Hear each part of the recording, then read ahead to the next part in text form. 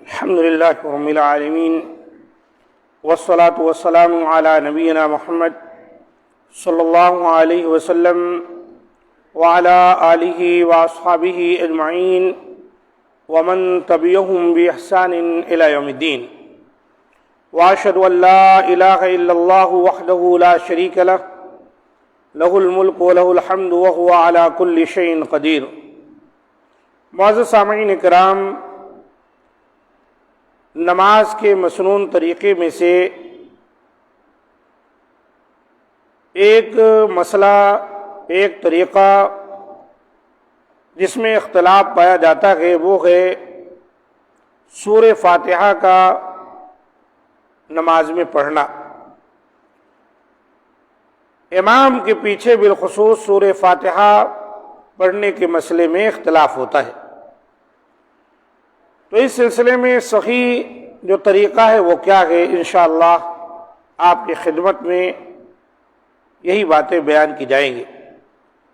صحیح احادیث سے واضح ہوتا ہے کہ سورہ فاتحہ نماز کا رکن ہے، لہذا ہر نمازی پر منفرد ہو، امام ہو یا مقتدی، پھر امام اونچی قرات کر رہا ہو یا آہستہ، ہر صورت میں سورہ فاتحہ کی قرات فرض اور واجب ہے، اسے پڑھے بغیر ہرگز کوئی نماز نہیں ہوگی۔ بعض لوگ اپنے مسلک کی وجہ سے امام کے پیچھے سورہ فاتحہ پڑھنے سے منع کرتے ہیں، حالانکہ ان کے پاس قرآن و سنت سے کوئی صحیح دلیل نہیں ہے۔ حدیث قدسی ہے، اللہ تعالیٰ فرماتے ہیں قسمت الصلاۃ بینی و بین عبدی، قسمت الصلاۃ بینی و بین عبدی نصفین۔ اللہ تعالیٰ خود فرماتا ہے، حدیث قدسی ہے کہ میں نے نماز کو اپنے اور اپنے بندے کے درمیان تقسیم کر دیا ہے، دو حصوں میں۔ وَلِعَبْدِي مَا سَأَلَ، میرے بندے کے لیے وہ ہے جو وہ سوال کرے۔ فَإِذَا قَالَ الْعَبْدُ، جب بندہ کہتا ہے الحمدللہ رب العالمین، قال اللہ تعالی حمدنی عبدی، یعنی جب بندہ یوں کہتا ہے الحمدللہ رب العالمین کہ تمام تعریفیں اللہ رب العالمین کے لیے ہیں، جو سورہ فاتحہ کی پہلی آیت ہے، تو اللہ تعالیٰ فرماتا ہے میرے بندے نے میری حمد بیان کی۔ یہ مسلم شریف کی حدیث ہے 395 نمبر کی۔ تو اس حدیث میں اللہ تعالیٰ نے فرمایا کہ میں نے نماز کو تقسیم کر دیا ہے، قسمت الصلاۃ بینی و بین عبدی نصفین، حالانکہ تقسیم سورہ فاتحہ کی ہے۔ اللہ تعالیٰ نے جو فرمایا کہ میں نے نماز کو اپنے اور اپنے بندے کے درمیان دو حصوں میں تقسیم کر دیا ہے، تو اللہ تعالیٰ نے اس کے لیے سورہ فاتحہ کا ذکر کیا کہ سورہ فاتحہ ہے جس کو اللہ تعالیٰ نے دو حصے میں تقسیم کیا۔ معنی یہ ہے کہ ایک حصے میں اللہ تعالیٰ کی تعریف ہے اور اللہ تعالیٰ سے دعا و مناجات کا طریقہ اور اس کی عبادت کا اقرار، اور دوسرے حصے میں دعا ہے کہ بندہ دعا کرتا ہے۔ تو اللہ تعالیٰ نے فرمایا کہ میرے بندے کے لیے وہ سب کچھ ہے جو وہ مانگے، وَلِعَبْدِي مَا سَأَلَ۔ تو یہاں پر اللہ تعالیٰ نے الصلاۃ، نماز کو سورہ فاتحہ ہی قرار دے دیا، جو اس بات کی دلیل ہے کہ سورہ فاتحہ کے بغیر نماز کا وجود ہی نہیں، اور سیدنا ابو ہریرہ رضی اللہ تعالیٰ عنہ نے اس حدیث سے یہی استدلال کیا ہے۔ اسی طرح ایک دوسری حدیث ہے کہ رسول اللہ صلی اللہ علیہ وسلم نے فرمایا لا صلاۃ لمن لم یقرأ بفاتحۃ الکتاب، جس نے نماز میں سورہ فاتحہ نہ پڑھی اس کی کوئی نماز نہیں۔ یہ سورہ فاتحہ کے بارے میں بہت واضح دلیل ہے جو بخاری اور مسلم میں آئی ہوئی ہے حدیث، بخاری شریف کی 756 اور مسلم کی 394 نمبر کی ہے کہ لا صلاۃ، کوئی نماز نہیں، نماز ہوتی ہی نہیں جب تک سورہ فاتحہ نہ پڑھی جائے۔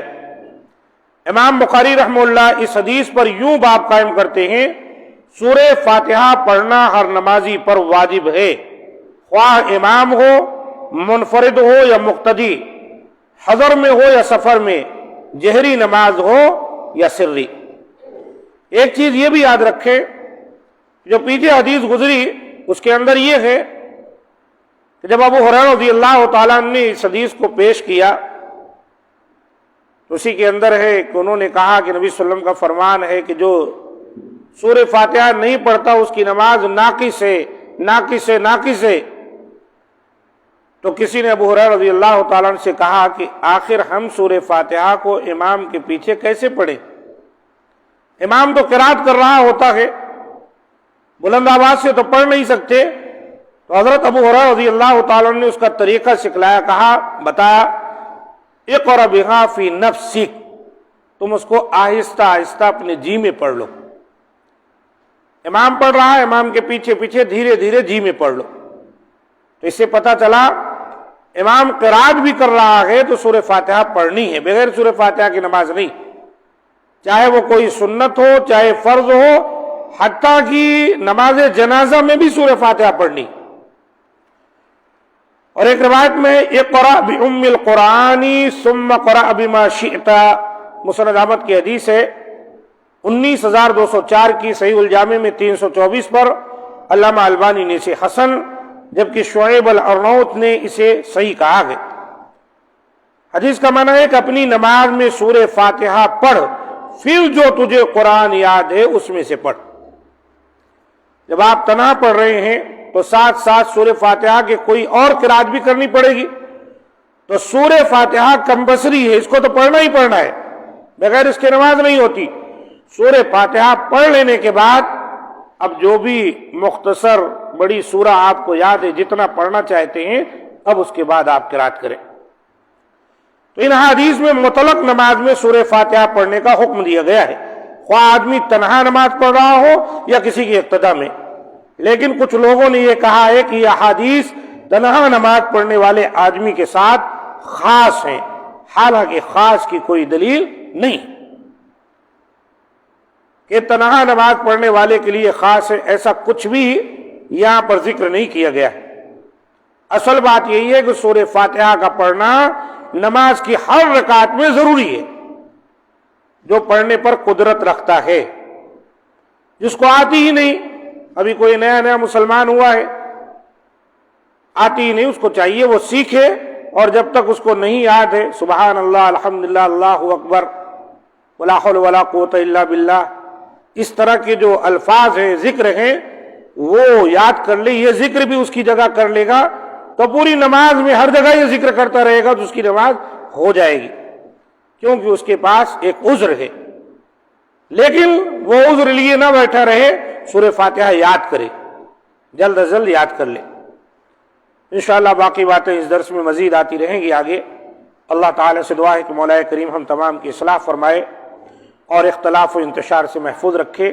ھذا ما عندی، سبحان ربک رب العزۃ عما یصفون، وسلام علی المرسلین، والحمد للہ رب العالمین۔